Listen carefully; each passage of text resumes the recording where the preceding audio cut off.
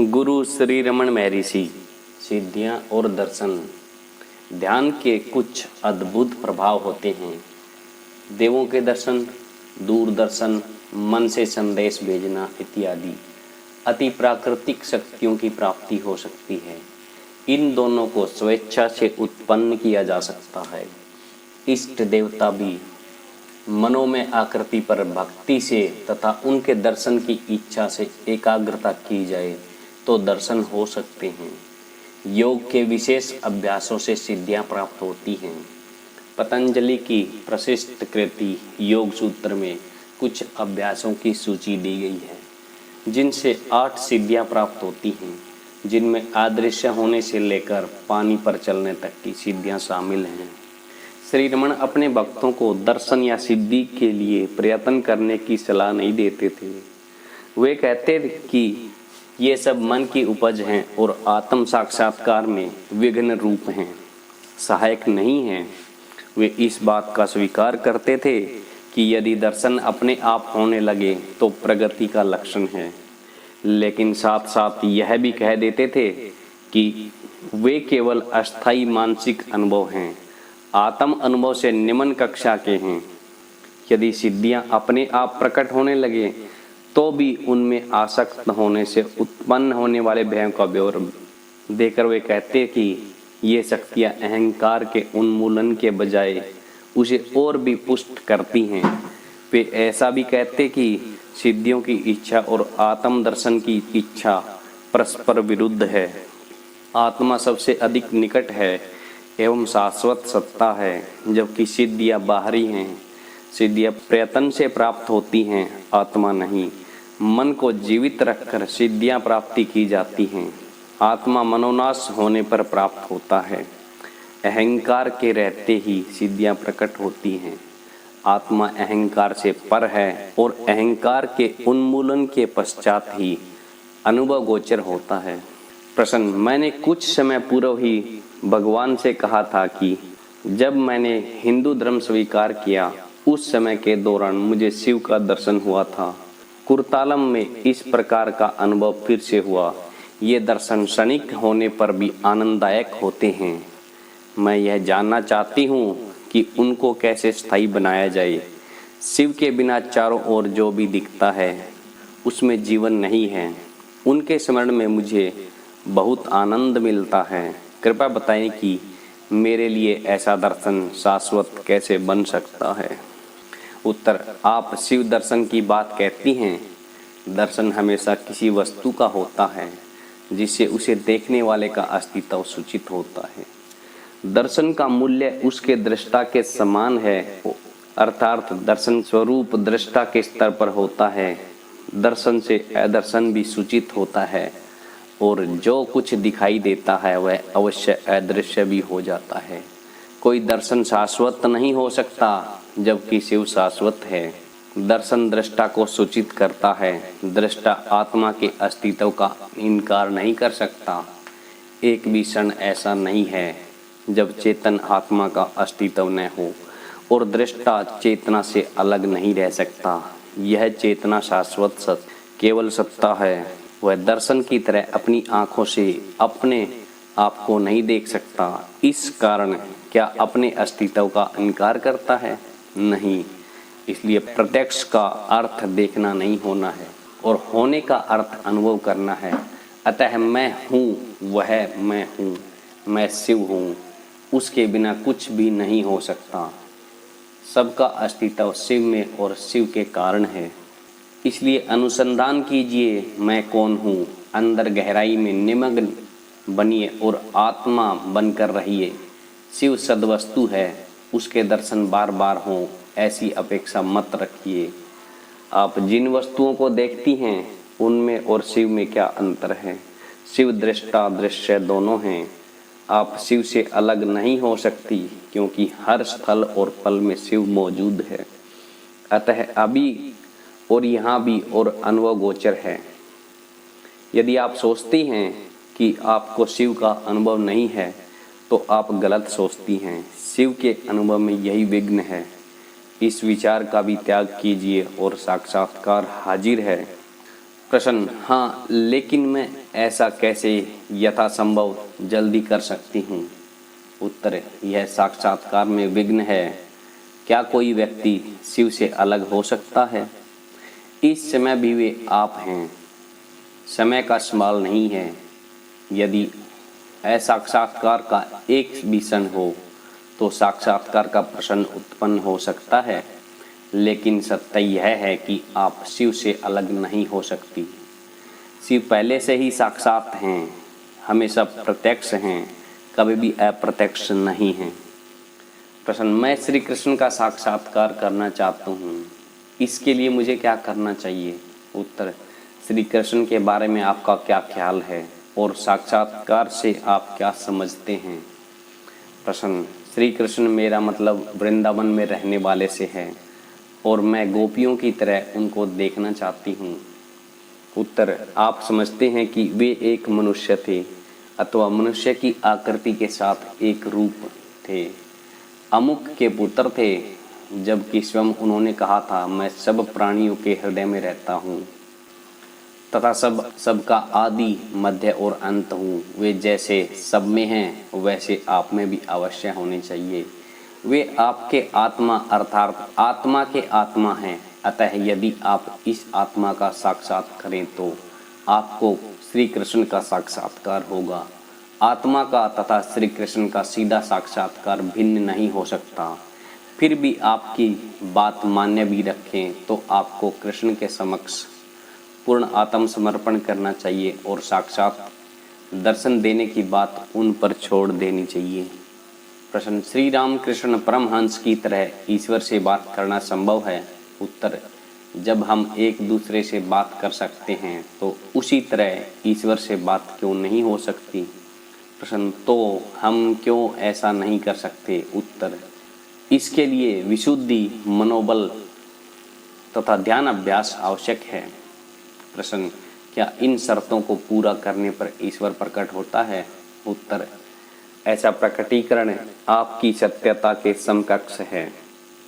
दूसरे शब्दों में, जब आप जागृत अवस्था में अपने आप को स्थूल शरीर के साथ एक रूप मानते हैं तो ठोस पदार्थ देखते हैं।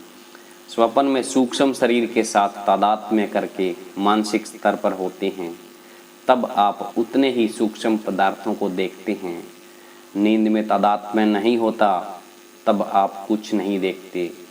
देखने जाने वाले पदार्थ देखने वालों की अवस्था से संबंधित होते हैं। ईश्वर दर्शन के विषय में भी यही सत्य है। लंबे अरसों के अभ्यास से जिस रूप में ईश्वर का ध्यान किया गया हो, वह रूप पहले स्वप्न में एवं बाद में जागृत में भी देखा जा सकता है। प्रश्न, यहाँ के कई मुलाकाती मुझसे कहते हैं कि उन्हें कोई आपकी ओर से दर्शन तथा विचार प्रवाह प्राप्त होते हैं। मैं 1.5 महीने से यहाँ हूँ, लेकिन मुझे किसी प्रकार का जरा भी अनुभव नहीं हुआ। क्या मैं आपकी कृपा का पात्र नहीं हूँ? उत्तर, दर्शन और विचार प्रवाह साधक के मन की अवस्था अनुसार प्राप्त होते हैं। यह व्यक्ति पर निर्भर है, विश्वव्यापक सत्ता पर नहीं। लेकिन इनका कोई महत्व नहीं है। मन की शांति मुख्य बात है। साक्षात्कार क्या है? शंख, चक्र, गदा, पद्म धारण किए हुए ईश्वर का दर्शन।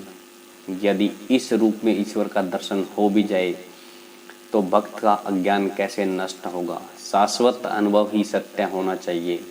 प्रत्यक्ष दर्शन नित्य प्राप्त अनुभव है। प्रत्यक्ष होने पर ही स्वयं ईश्वर जाना जा सकता है, लेकिन इसका यह अर्थ नहीं है कि वह किसी विशेष आकार में ही भक्त के समक्ष दिखाई दे।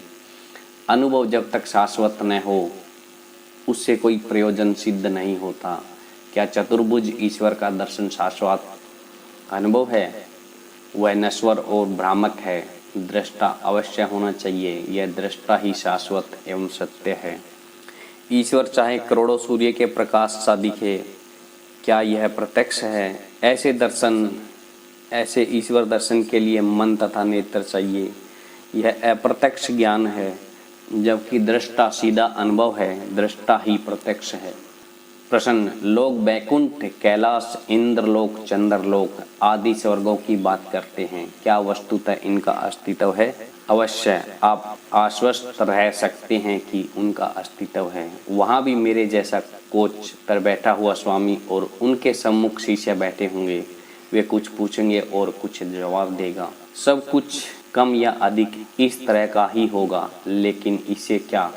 यदि कोई को चंद्रलोक देखता है तो इंद्रलोक देखना चाहेगा, उसके बाद बैकुंठ और उसके पश्चात कैलाश देखना चाहेगा, और इस तरह चित्त घूमता ही रहेगा। शांति कहाँ है? यदि शांति चाहिए तो उसे पाने का सही मार्ग आत्म अनुसंधान है। आत्म अनुसंधान से आत्म साक्षात्कार किया जा सकता है। यदि मनुष्य आत्म अनुभव कर ले तो वह इन सब लोगों को अपने आत्मा में देख सकता है। अपनी आत्मा सबका मूल है, अतः यदि मनुष्य आत्मा को जाने तो उसे आत्मा से भिन्न कुछ नहीं दिखेगा, तब ऐसे प्रसन्न नहीं होंगे। बैकुंठ और कैलाश हो चाहे न हो, इस समय आप यहाँ हैं, यह हकीकत है कि नहीं? आप यहाँ कैसे हैं, कहाँ हैं? इन सब बातों का निर्णय के पश्चात उन सब लोगों के बारे में सोच सकते हैं। प्रश्न, पतंजलि के सूत्रों में उल्लिखित सिद्धियां सच्ची हैं या केवल उनका स्वप्न है? प्रश्न, जो ब्रह्म या आत्मा है उनके लिए इन सिद्धियों का कोई मूल्य नहीं है। स्वयं पतंजलि कहते हैं कि उनका प्रयोग केवल मन से होता है और वे आत्म साक्षात्कार के लिए विघ्न हैं। प्रश्न, तथाकथित अतिमनस की शक्तियाँ के बारे में सच्चाई क्या है? उत्तर, शक्तियाँ ऊंची या नीची हों, मन की हो या अतिमनस की, उनका अस्तित्व शक्तिमान के संदर्भ में होता है। तलाश कीजिए वह कौन है। प्रश्न, आध्यात्म मार्ग पर चलने से सिद्धियां प्राप्त होती हैं या वे मुक्ति की विरोधी हैं? उत्तर, आत्म साक्षात्कार सर्वोच्च सिद्धि है। एक बार सत्य का अनुभव होने पर आप अज्ञान मार्ग के प्रति आकृष्ट नहीं होंगे। प्रश्न, तो सिद्धियों का उपयोग क्या है?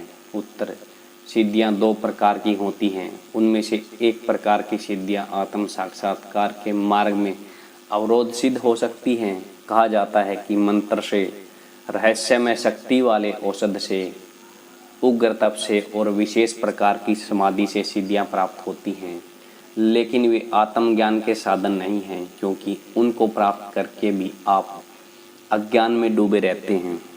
प्रश्न, दूसरा प्रकार कौन सा है? उत्तर, वे ऐसी सिद्धियां हैं जो आत्मशक्ति का या ज्ञान का प्रकटीकरण हैं। वे आत्मनिष्ठ रहने वाले पुरुष के सहज स्वाभाविक तप का फल हैं। वे ईश्वर की देन हैं और अपने आप प्रकट होती हैं। वे मनुष्य के प्रारब्ध अनुसार आती हैं, लेकिन वे आए या न आए, परम शांति में प्रतिष्ठित ज्ञानी जरा भी विचलित नहीं होता, क्योंकि वह आत्मा को जानता है, जो कि एकम्पय सिद्धि है।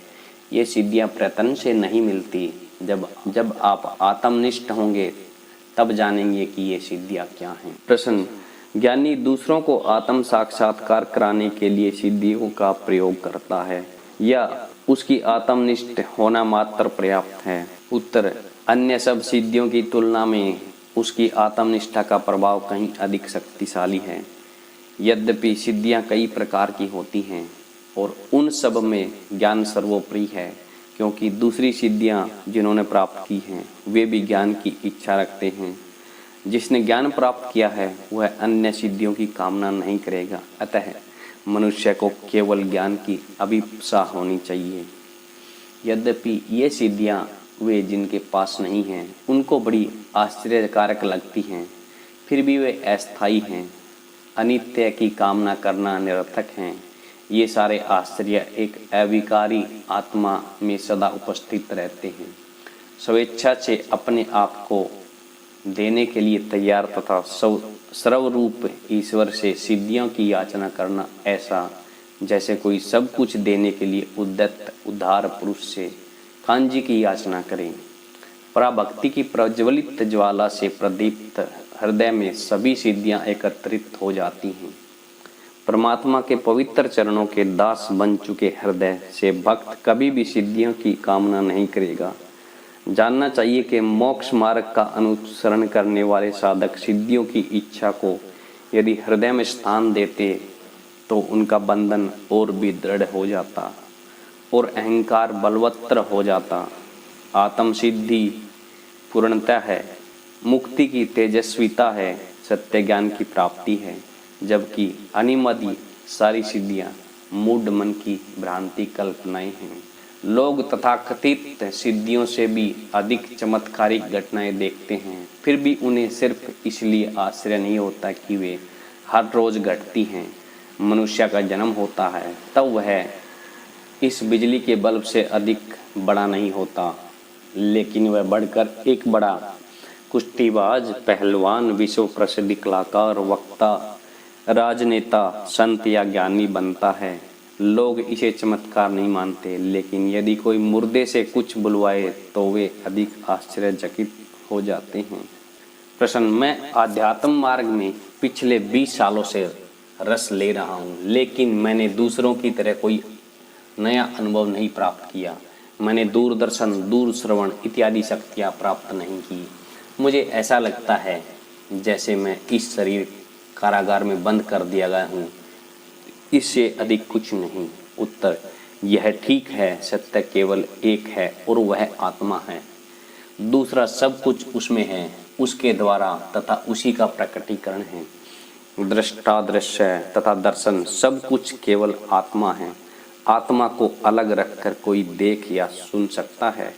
किसी को निकट से या दूर से देखने या सुनने से क्या फर्क पड़ता है? दोनों में देखने तथा सुनने के अंग तथा मन की आवश्यकता होती है। दोनों में इनमें से एक भी यदि न हो तो काम नहीं चलेगा। एक या दूसरे प्रकार की पराधीनता है। तब दूरदर्शन और दूर श्रवण के लिए इतना मोह क्यों होना चाहिए? और जो प्राप्त किया गया है वह नष्ट भी होगा, वह स्थायी नहीं हो सकता। प्रश्न, मन से संदेश भेजने जैसी शक्तियां पाना अच्छा नहीं है?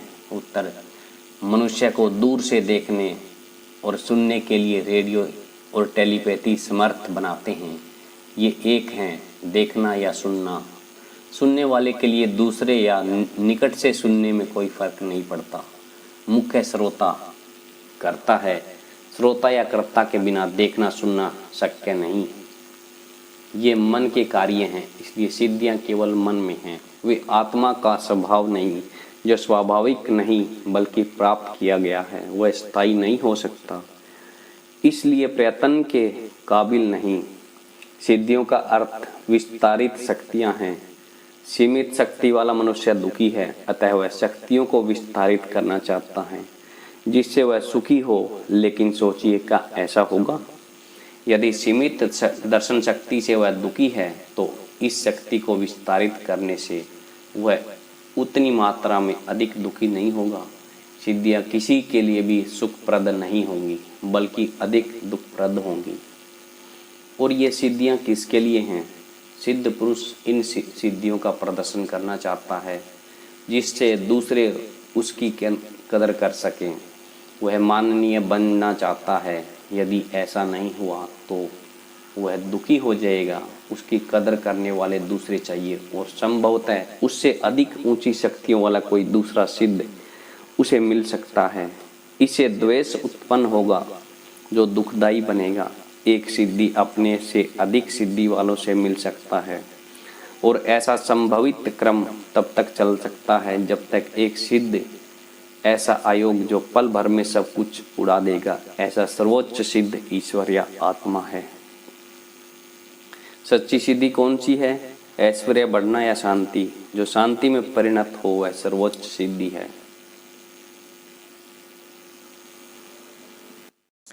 वीडियो को सुनने के लिए आपका बहुत बहुत धन्यवाद। प्लीज़ इस चैनल को लाइक और सब्सक्राइब कीजिए। आपको ऐसे ऐसे वीडियोस मिलते रहेंगे। Thank you so much.